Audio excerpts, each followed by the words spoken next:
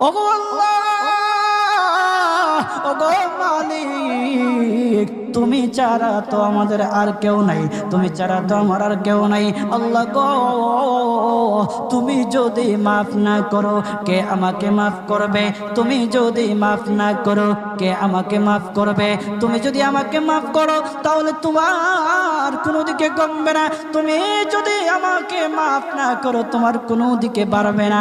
আল্লাহ গো, তুমি আমাকে মাফ করে দাও। সারাটা জীবন অন্যায় কাজ করেছি, সারাটা জীবন নাফরমানি করেছি, আমার কাছে কালেমার দাওয়াত কম আসে নাই, আমার কাছে কালেমার দাওয়াত কম আসে নাই, আমাকে লোকেরা কম বোঝায় নাই। ওগো আল্লাহ, তুমি আমাকে মাফ করে দাও। মাফ না করলে কোথায় যাব, কার কাছে যাব? বাবা যখন মারে তখন মার কাছে আশ্রয় নেওয়া যায়, মা যখন প্রহার করে তখন বাবার কাছে